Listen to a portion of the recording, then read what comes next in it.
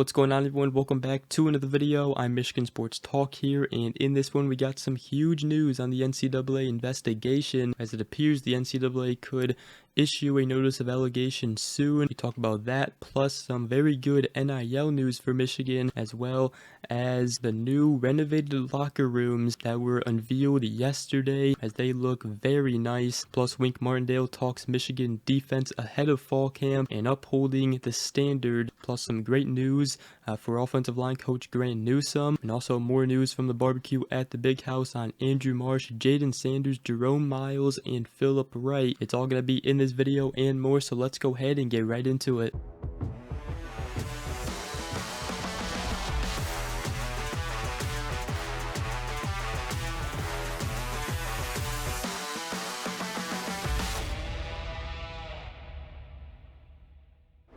We got some pretty interesting news regarding the NCAA investigation, as there has been talks about the NCAA being ready to issue a notice of allegations against Michigan for their alleged sign-stealing operation. Chris Balas of the Wolverine reported it yesterday, as he said that the NCAA is prepared to issue a notice of allegations as soon as this week, maybe tomorrow. He also followed up today saying that Michigan is expecting to receive it soon. He also said that level 1 violations are expected for former staffer Connor Stallions, and there's also level 2 violations that are expected to be accused of at least 2 other former coaches who were involved in paying for dinner for Michigan athletes. Now, there's been no talk of vacating any championships or wins. However, the NCAA could seek a postseason ban of 1 or 2 years. Now, according to Chris Balas, he said that Michigan would have accepted a large fine, but would absolutely fight any postseason ban or anything similar. And even if it does pursue a postseason ban, it's not going to happen anytime soon. And Michigan will obviously have an opportunity to respond to the allegations, and it would be a long time before it got resolved. So what it sounds like right now, yes, Michigan would accept a large fine. However, they obviously would not accept a postseason ban if the NCAA goes that route. However, it's kind of just speculation right now. Most likely, how I see all this going down is just Michigan probably paying a fine, but we'll see what happens. We'll see if a notice of allegations comes out this week. There has been talk for a while now about a notice of allegations coming out soon, so who knows, but that is the latest on that. I also wanted to talk about NIL for Michigan, as according to Chris Balas of the Wolverine, Michigan is approaching its goal of $12.5 million in NIL for current players heading toward the season. They are currently closing in on $12 million right now, which is much more than last year's estimated $4 million, which is not including what players made on their own. So yes, it's not compared to other schools, but NIL is definitely progressing here at Michigan, and Michigan recently held the Champion Circle golf outing, and Champion Circle has done an outstanding job trying to close that gap. So there's some encouraging news regarding NIL for Michigan, and it's only going to get better. Obviously, also Michigan got their new renovated locker rooms ahead of the 2024 season, as they were unveiled yesterday over social media, and man, are these locker rooms very nice, as the upgrades to the football facilities include nicer lockers and player lounges, a bowling alley, a barbershop, a golf simulator, and more. And obviously there's also, pictures and signs reading the team, and also Sharon Moore's mantra, the process, the pursuit, and the standard. There's also an area of the trophy display, which shows Michigan's recent success. So they're looking very, very nice. And I was part of a $14 million investment that also includes work on the men's and women's locker rooms at the Chrysler Center. So very, very cool. Also very nice for recruiting. Some of the recruits over the weekend did get to see the new locker rooms and the upgraded facilities. So let me know what you guys think about the new locker room. There's also some reactions of the players and coaches and everybody, which was very cool to see as they opened up the upgraded facilities to players and staff.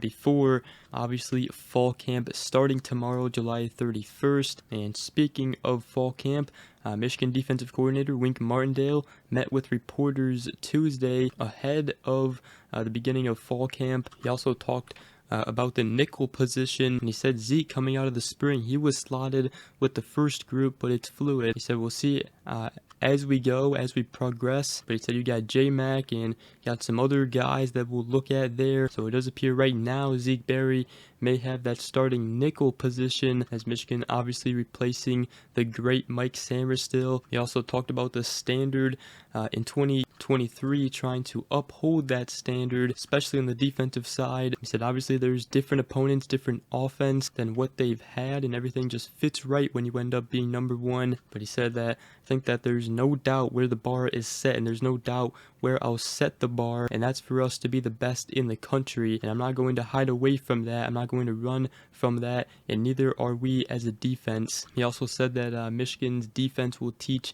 man principles first. He said man teams, when you start out teaching the principle man, which we'll do in the first practice, then you can play zone to win games. He said zone teams who play nothing but zone can never play man to win the game. He said teams that don't pressure when they have to pressure, it doesn't usually look right because they don't practice it enough. It does appear that, obviously a lot of the Michigan players were happy to hear that Michigan was getting Wink Martindale as their next defensive coordinator. He's the OG of the system, and they understood that. Obviously, there's going to be new wrinkles, some new things, but for the most part, it should be the same. And Wink Martindale, he knows, he's going to go by the strengths of the players, and he may be a little aggressive compared to Mike McDonald or Jesse Minter in the past, but at the end of the day, he knows the standard that he has to uphold here. So I'm very excited, to see what Wink Martindale's got. Also on the offensive side, what Kirk Campbell's got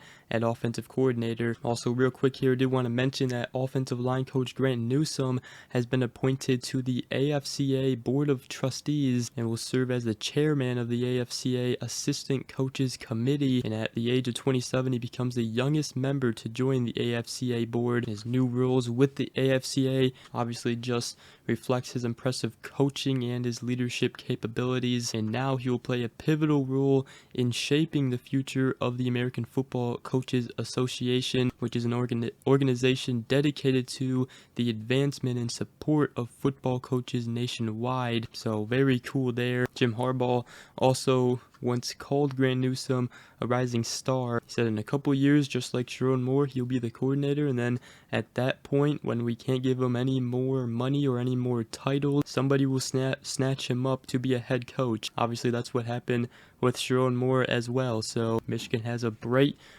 rising star on their coaching staff, it appears, out of Grant Newsome. And I did want to end this video by talking about some recruiting news following the big weekend and the big barbecue at the Big House event. And according to E.J. Holland of the Wolverine, following Andrew Marsh's visit over the weekend, he still feels confident in his prediction, and he also believes that August is more likely for Andrew Marsh to announce his commitment. As far as Jayden Sanders goes, the 4-star cornerback, he also still feels good about that prediction, and Sanders did announce on social media that he is set to make his decision on August 10th, and Michigan does have the lead. We did talk about the 5-star receiver Jerome Myles yesterday in our video. It appears Michigan did a great job with him, made him feel like a very top priority, made him feel at home, and also we did mention that he was looking to make a return official visit during the fall, which is very good news, and Michigan should be in the mix near the end of his recruiting process, which he won't make a decision until very late. And we did talk about how this visit for Phillip Wright would be crucial for Michigan, because obviously LSU is trying to flip him, and he did take a visit to LSU, and it appeared that that visit did go pretty good. They also pitched him hard on their track, which LSU does have the advantage there. So it's going to be tough for Michigan to keep Phillip Wright in the class. I think the one thing that Michigan is fortunate for is that, Ron Bellamy and Michigan prioritized Wright when LSU did not. So they got that going for them. So that's a little bit more news on the barbecue at the Big House for the 2025 targets. But with that, that's going to wrap up today's video. Hope you guys did enjoy. If you did, make sure you guys go ahead, drop a like, comment down below, and subscribe for more if you are new around here. I'd greatly appreciate it. Other than that, hope you guys all have a great rest of your day, and we'll see you guys in the next video. Go Blue.